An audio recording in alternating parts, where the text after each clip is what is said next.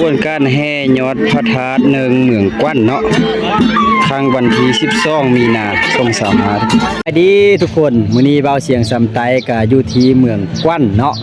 เมืองกว้านแขวงหัวพันทุกคนในเดินทางมาเที่ยวชมเบิ่งบรรยากาศที่เมืองกว้านเนาะพาเอกคนเดินทางมาเที่ยวชมเบิ่งบรรยากาศแต่ว่าตอนนี้ก็ได้มาเห็นเขาเจ้าเกี่ยมจะมีการแห่ต้นกะละพึกเนาะไปงานทาสงานพระธาตุเก่าหรือว่าเขาเอิ้นว่าธาตุหนึ่งเนาะทุกคนแต่ว่าเป็นแนวเลินก็ติดตามชมไปนำกันนะทุกคนเด้อก่อนจะไปติดตามชมก็อย่าลืมเนาะกดไลค์กดแชร์ให้เบาเสียงเด้อไปติดตามชมไปนำกันแล้วก็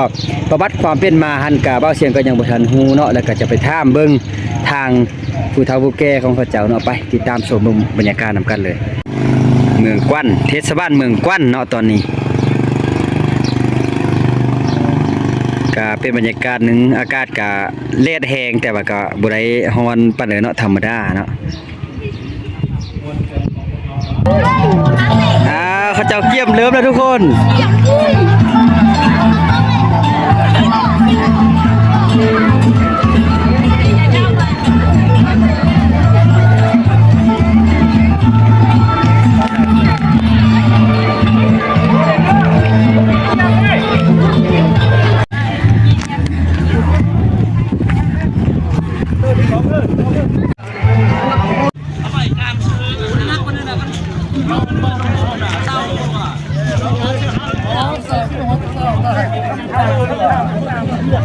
มื้อแรงเขาจะครบงานหมดคืนเลยเนาะไม่ซื้อมาเป็นพิษโพส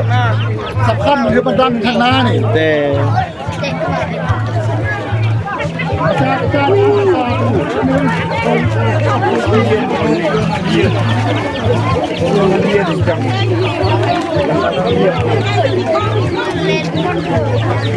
โอ้มาเมิดบ้านเลยเนาะเมิดเมืองเลยทุกคน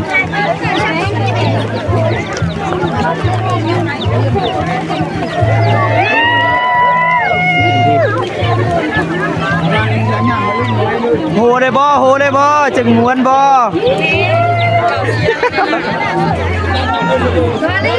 ไปดิ14บ่เสียไปดิโอ้ผู้สาวน้อยอยู่ทางล่างนี่เนาะไปดิ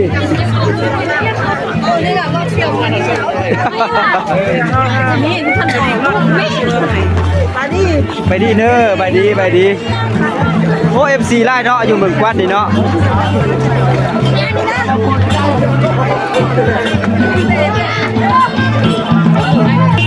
โอ้เมืองกว้านผู้สาวก็งามผู้บ่าวก็รอทุกคน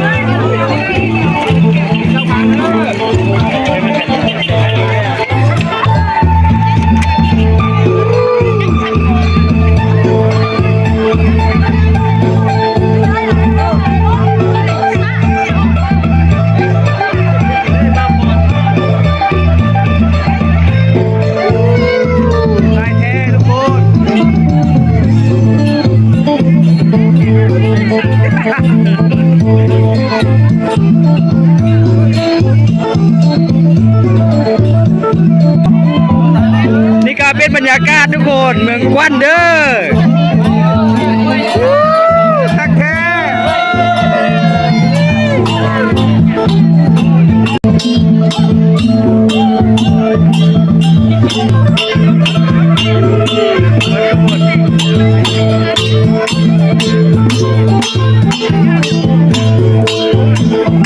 โอ้ยม้วนลายเนาะเอ็มเท้าเนาะ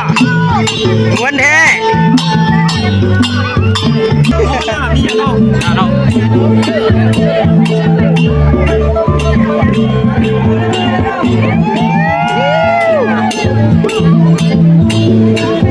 โหเลยบ่ฟอนเลยบ่ม้ว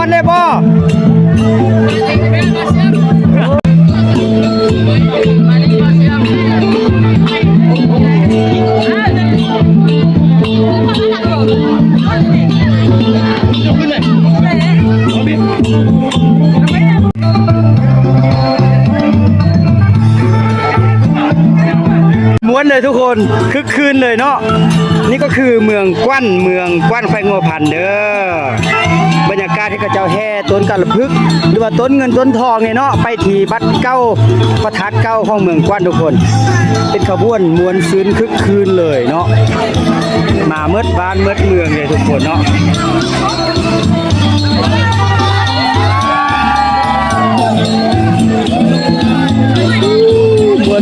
มวนโอ้ทางนี้มันจะย้อนแสง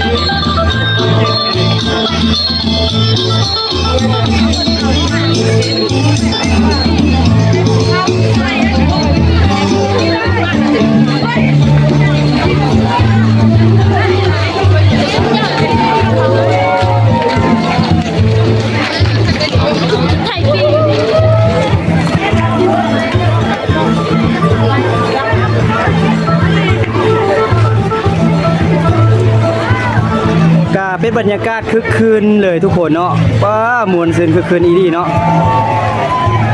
เขาจะแห่ต้นเงินต้นทองและทุกคนไปสู่บ่อนทีเขาจะเห็นบุญในค่ำคืนในมินิทุกคน โอ้ยมาแล้ววันนี้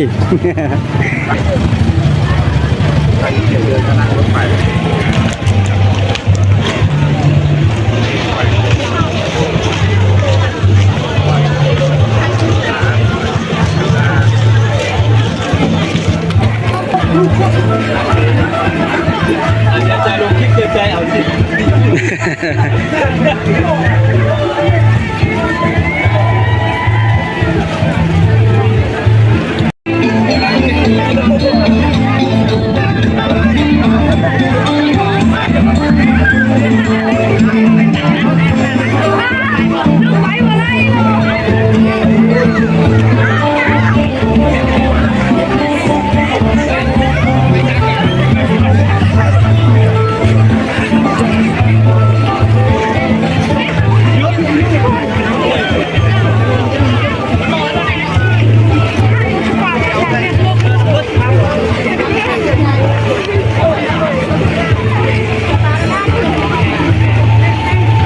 ทุกคนก็จะได้แห่ไปทางทัดหนึ่งทางนั้นเนาะเกี่ยมฮอดอันนี้ทางนั้น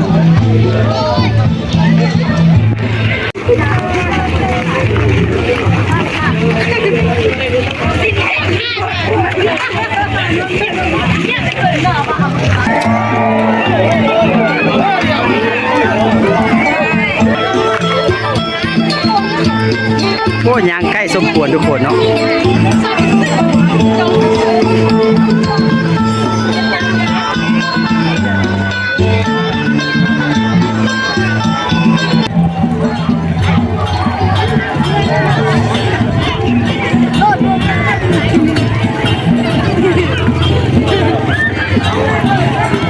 โอ้โห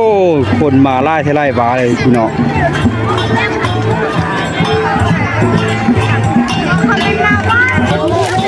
เยี่ยมเจ้าฮอตแล้ววันนี้คือสู่ถาดหนึ่งทุกคนเนาะเป็นบรรยากาศหนึ่งที่มวนซื่นคึกคืนห้องสาวเมืองกว้านเลยก็ว่าไรทุกคนเนาะมื้อนี้แล้วมื้อนี้ก็จะครบงานอยู่ในมื้อคืนเลยเนาะอยู่ที่นี้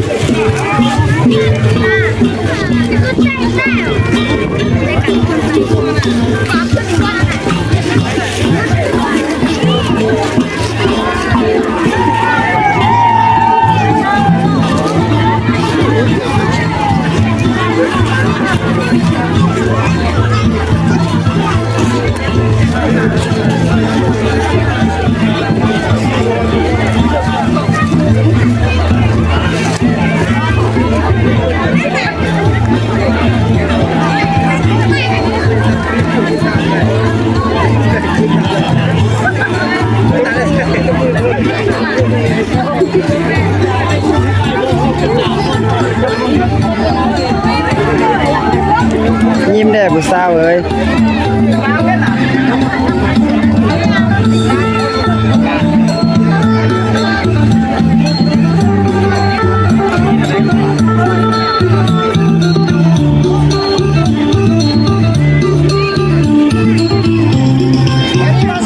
ไปดีเด้อ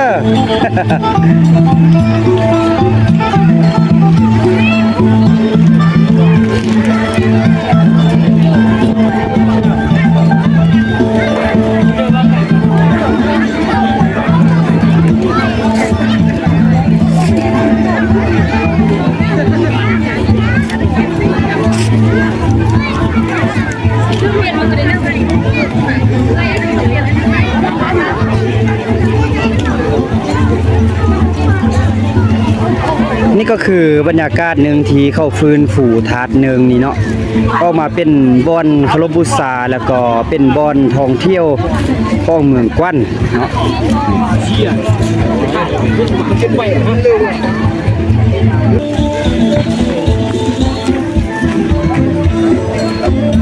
เพราะอากาศร้อนเนาะหลายคนยางมันก็ร้อนแห้งทุกคนโอ้มาฟื้นฟูคืนเนี่ยเนาะรายละเอียดแท้หน่อยนึงจะหน่อยนึงเบาเสียงจะท่ามเบิ่งผู้เฒ่าผู้แก่เขาเจ้าเนาะ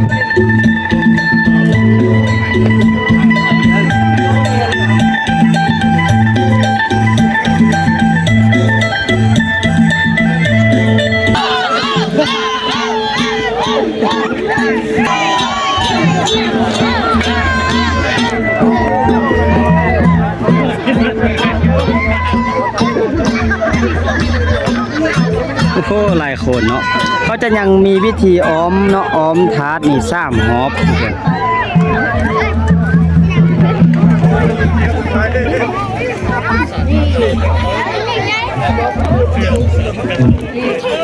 ฮ้อนแหงฮ้อนแหง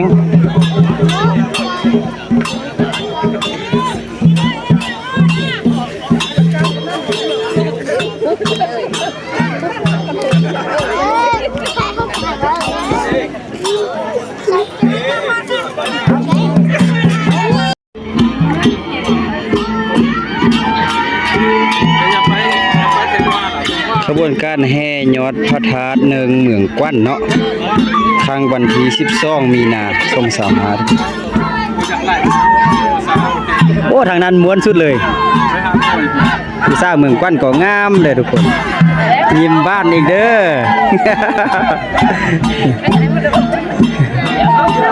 สาวงามเนาะสาวเมืองกว้านงามที่สุดเลยไปดีฮอนบ่ฮอน นอนแหงเห็นป่ะ ฮอนบ่ผู้สาวเอ้ยฮอนแหงบ่ฮอนแหง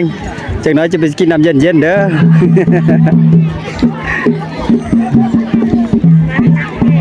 สาวนักเรียนเนาะแม่นบ่สาวนักเรียนบ่เรียนมาเลยเหรอสาวม.7เด้อเนาะอ๋อ เอาป้าผมเขาลงมาบอกจะเกิดที่เกิดเลยเส้นเขาเข้ามา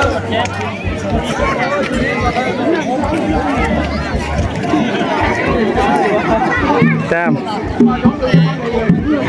งามแล้ว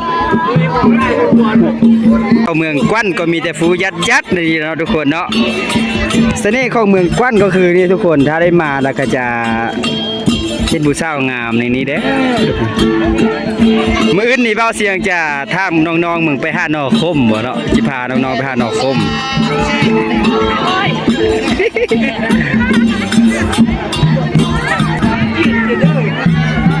น้องผู้น่าฮัก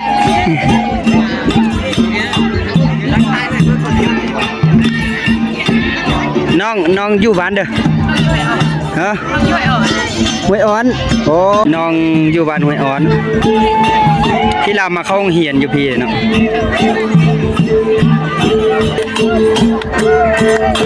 โอ้หมวนเนาะ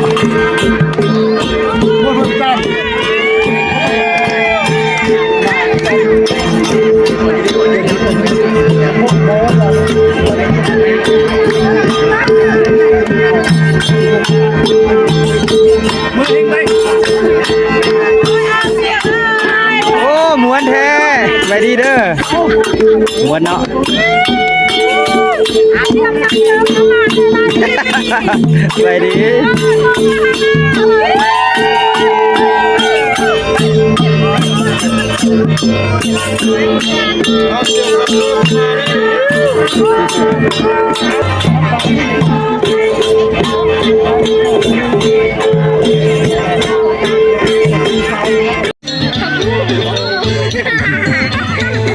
ยิ้มมาเนาะ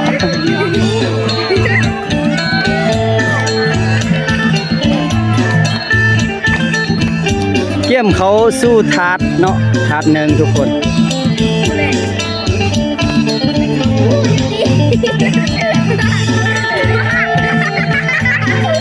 โอ้ยซีน้อยทางล่างห้วยอีก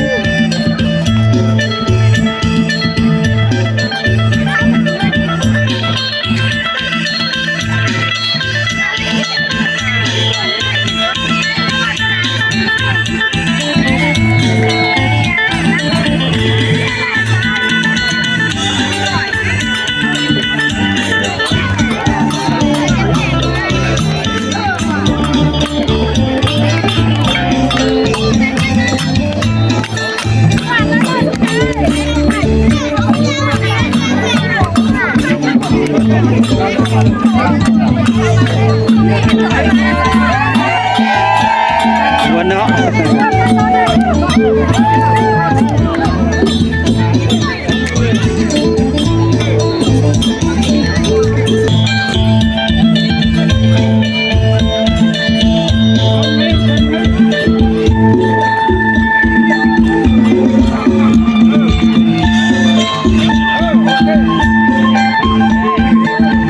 เอาอีกเอาอีก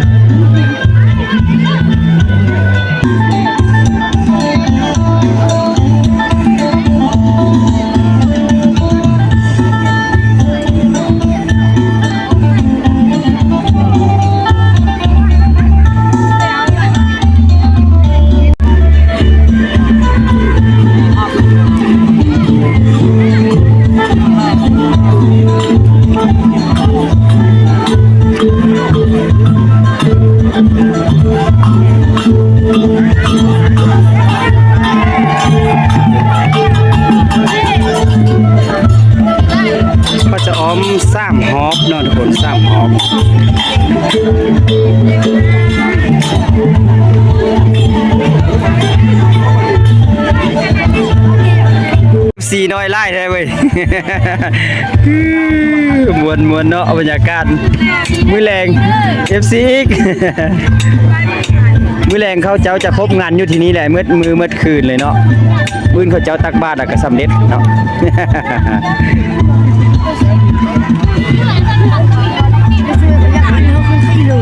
โอ้ยหานนี้ได้ขายดีเนาะ ขายมะม่วงเนี่ยนี่ขายบ่ทันเลยบ่ขายบ่ทันเลยเนาะ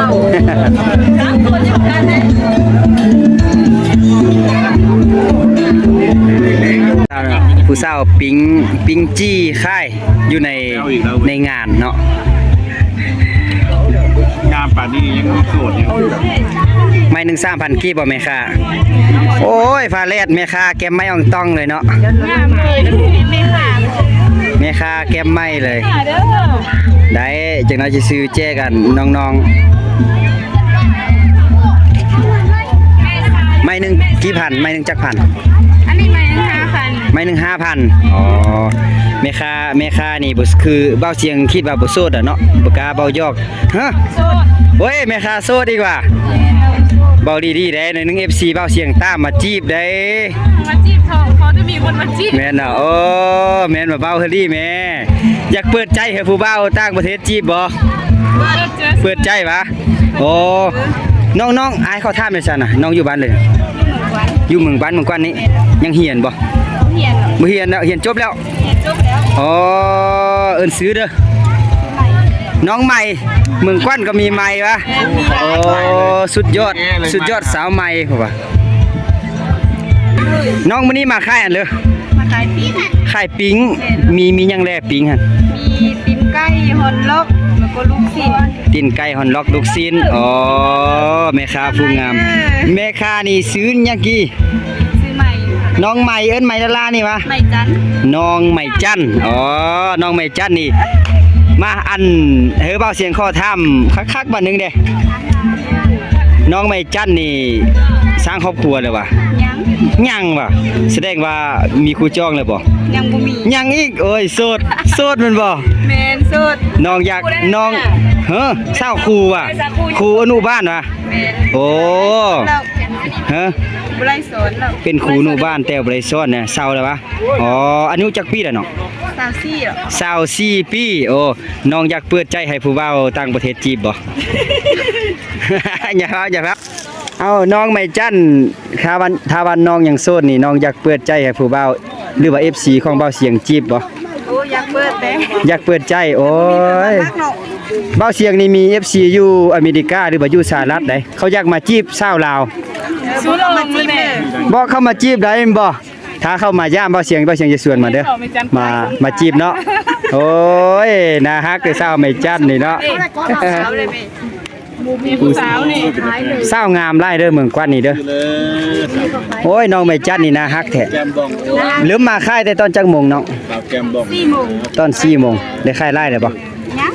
โอ้ยหยังเนาะ น้องนา ฝากเอ้า มาเถอะนะแม่ น้องไม่จันฝากบอกอัน FC เบาเสียงได้มาดินมาเที่ยวอันเมืองกวนเนี่ยเอ้า 10 ปีมา เชิญเลย เลิศเซินมาเที่ยวเบิ่งทานดึงเมืองกวน ผู้สาวก็งามอีกบ่ เที่ยวมายามแม่นสาว ปี หลา แล้ว ย คุณว่า ผู้สาวไล่ 10 ใจดีพร้อมอ๋อเป็นต้นแม่นน้องไม่จันเนาะเอ้ยอายุสาว เขาว่า10 ปี 24ปีโอ้ ไม่ว่าอยู่ป .1 นี่ ยเนาะ สรุป นะฮักตาแพง ถ้าเบาเสียงมี FC มาย่ามเบาเสียงจะพามาย่ามน้องเด้อ ผู้งามผู้ยัด อ๋อ มีกูบ้าเลย มี FC เบาเสียงอยู่ต่างประเทศเขาเจ้าว่าอยากมาเที่ยวแล้วก็อยากมาลมผู้สาวลาวสินะ มาโลดมายามเมืองกวนเลย โดยเอาขอบใจเด้อเอาบาย บ๊ายบาย ก็มื้อนี้ก็เบาเสียงแล้วก็เอกคนเดินทางเนาะได้มาเที่ยวชมเบิ่งบรรยากาศของชาวเมืองกวนที่เขาเจ้าแห่ต้นกะละพึกหรือว่าต้นเงินต้นขำเนาะทุกคนมาบ่อนทีทัดนึงนี่มาวันนี้จะมาถามน้อง2คนงามๆชาวเมืองกวนนี่น้องเบิ่งมาสบายดีน้องสาวทั้งสองเป็นได้เลยมื้อนี้รู้สึกว่ามวนซึ้นบ่หรือว่าอบอุ่นอบเต็มอกเต็มใจบ่มื้อนี้มาเฮ็ดบุญนี่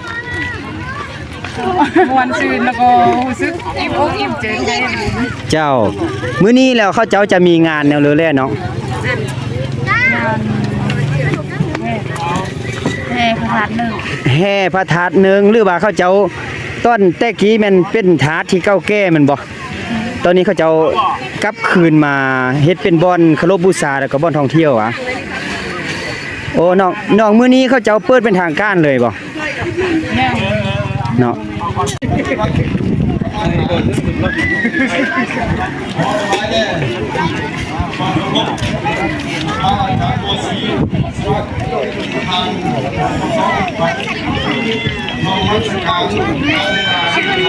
ต้องหนึ่งชอบเป็นที158ครับตมลงวันที่11พฤษภาคม2024มาเลยกันบุรณะและปฏิสังขรณ์ของฐานหนึ่งเมืองขวัญไปโมพันเป็นหน่วยงานดีเป็นมือสิริมงคลนี้เชิงกงกับเปิดต้น3 มีนาปี 2025ขึ้นสลับ24โอ้โหก็ทำมาองค์พินาการนี้เขาองค์การที่ได้สักครั้งนี้มาถึงรับประทานเสิร์ฟประทานทำเป็นทีมคนนี้อย่างไรก็มีการอย่างสูงต้องมีงานอาจารย์ปฏิกรทิพย์ตะวันมองประกันมองเราไปมาพันมองน้ากินการทำกับทางไปมาพันขออนุโมทนาสาธุยังมีความยังมีงานจากอาจารย์หัวศรีพงศวัฒน์ประธานปปสเมืองขออนุโมทนาสาธุยังมีพระเทลานุเทระ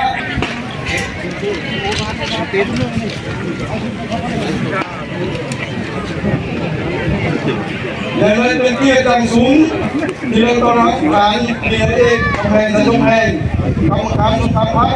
เลขาพักแผงเจ้าแผงไทยโมพันกอง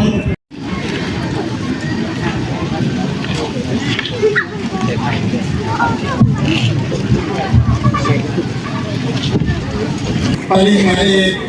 ทำแทนใส่สุดแดงกรรมการศูนย์การผัดเลขาพักแผงเจ้าแผงหัวพันเจ้ามุนรักสถารักที่เคารพและนับถืออย่างสูงเยี่ยมมานาทางกรรมการประจำพรรคเมืองกรรมการพรรคเมืองพนักงานรัฐกรทหารตำรวจอดีตการนำเงินบรรณาฐานอำนาจการปกครองบ้านเมืองกว่าผู้เรานะเป็นบ้านต่างๆย้อนพิษสงครามเข้ามาหุกหานทำลายทิ้งให้ไอ้พ่อแม่ประชาชนบ่มีโอกาสใดบูรณะอื่นต่อมาขอได้มีกลุ่มคนที่บ่หวังดีจำนวนหนึ่งสวยโอกาสทำลายทุกคนอุ่นเอาทรัพย์สมบัติที่มีค่าในองค์พระธาตุนี้ทิ้งพาให้องค์พระธาตุนี้ได้มีการสุดโทรมอย่างนักหน่วงในสุนปีผ่านมาการนำเมืองสามีกาซุนบานเมืองปันก็ได้มีการปฏิสังขรณ์มาแล้ว2 ครั้งคือปี2005ได้ขอกินแทนเมืองที่ตื่นที่ผู้คนบ่หวังดีได้ขุดตีนพระธาตุซึ่งเฮ็ดให้ตีนพระธาตุยุบตัวและเหนือปี2023ได้แต่เงินตาบางบประมาณบ่เพียงพอทีมเฮ็ดให้การบูรณะสมแก่ขึ้นบางอันยังบ่ทันสมัยดังนั้นการนำเงินได้ปรึกษาหารือนำพระสงฆ์องค์เก่าผู้ทรงคุณวุฒิเข้าแก่แนวผู้บ้านซึ่งในเอกภาพกันตัดสินใจเด็ดขาดต่อมีการบูรณะซ่อมแซมปฏิสังขรณ์องค์พระธาตุเมืองปันนีขึ้นใหม่โดยได้รับการยินดีภายในแผนแนวราวสันสาผืนบรรดาในการที่เกี่ยวข้องและการนำแผนภายใต้การนำพาของทางปริญญาเอกทำแทนใส่สุนแทนกรรมการศูนย์การผัดเลขาพักแผนคือของมีและมีสอบสาธุได้ให้จากการงานทหารตำรวจคนแม่ประชาชนสร้างเมืองกว้างของเราค ของการเป็นจิตหนึ่งใจเดียวกันประกอบส่วนขนาดวัตถุปัจจัยรวมการสร้างสรรค์พัฒนาปฏิสังขรณ์องค์ประธานหนึ่งนักทำขอบเขตและบรรดากิจกรรมต่างๆที่จำเป็นโดยเฉพาะงานด่านกำลังแห่งงานประชาชนบ้านนุกนและบ้านห้วยอันแต่ประกอบส่วนอย่างสุขุสุตายสาธุร่วมมูลค่าการปฏิสังขรณ์และการก่อสร้างอยู่ในขั้นต้นนับแต่นี้ขึ้นหลังมูลค่า325กว่าปีสองไงแหล่งเงินที่นำมาสร้างจอมองค์พระธาตุเลยหนึ่งผ่านปริญญาเอกคำแพงใส่สมแพงกรรมการศูนย์การพักเลขาพักแผนเจ้าแขวงหัวพันพร้อมด้วยครอบครัวได้อนุโมคำได้อนุโมคณะคำสุดติดจอมพระธาตุจำนวน3 บาทหรือคำ1 เดีย2 บาทรวมทั้งเงินทั้งการก่อสร้าง200 ล้านอีกและ3 บาทคำสาธุทางพุทธพันแก้วองค์สา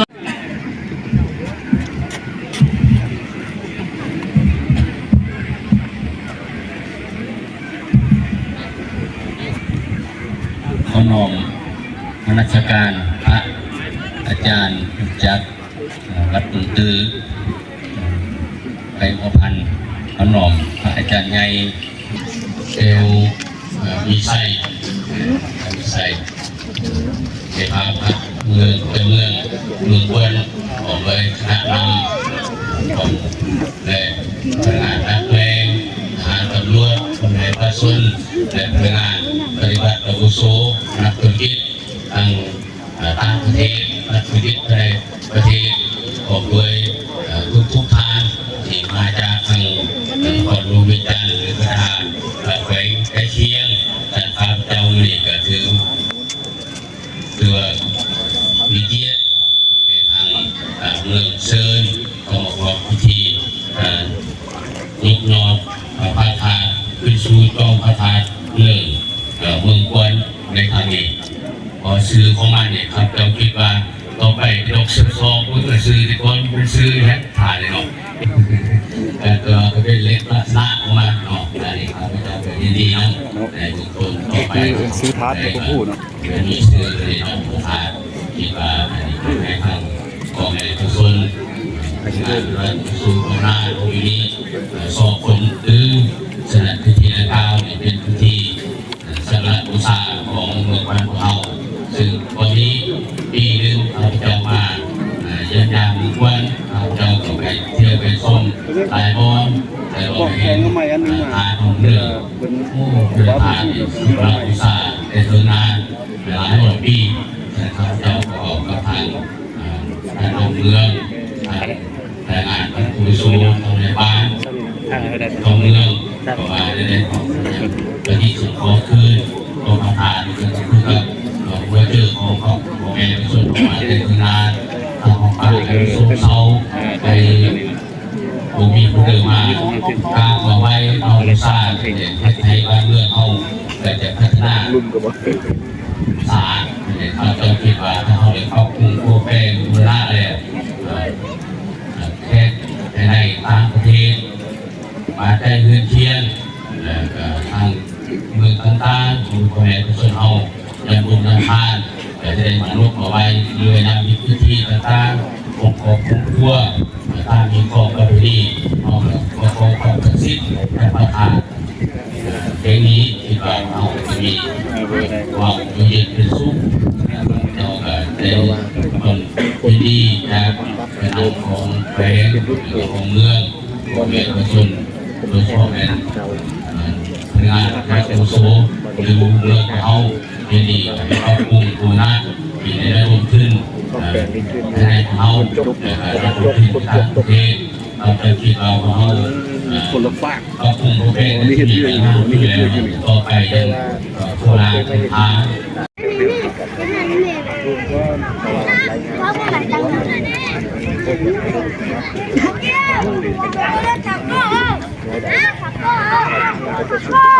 谁的大朋友呀？太内容啊！ นี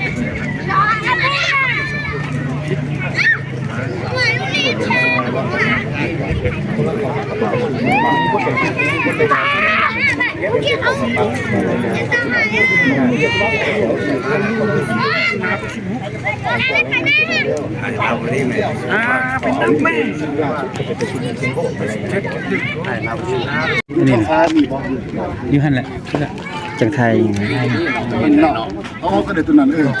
แม่นล่ะ นับแหงๆเด้อเออ เอาเด้อพอนับพบกันเด้อ หวนคนนับจังแห้งๆเอากันนำโซ แหละ เอิ้นทุกโซนเด้อทุกโซน เข้านั่นน่ะเขาไปเข้ามาบ่ มาไม่ได้มาไม่ได้ เขาจะคิดน่ะ มาไม่ มา ได้ บ่เราสุดคิดแล้วปานนั้นน่ะเป็นน้ำเมืองน้องไหม ไปไหมไปไหม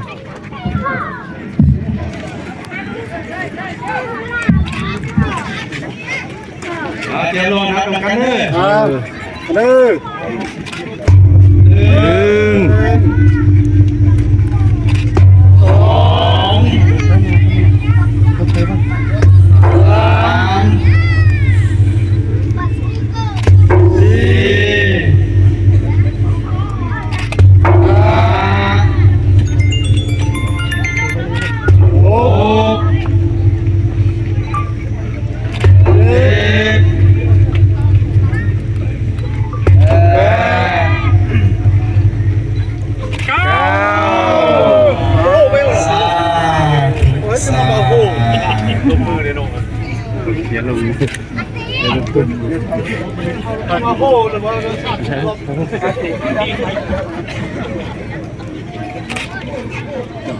โอเค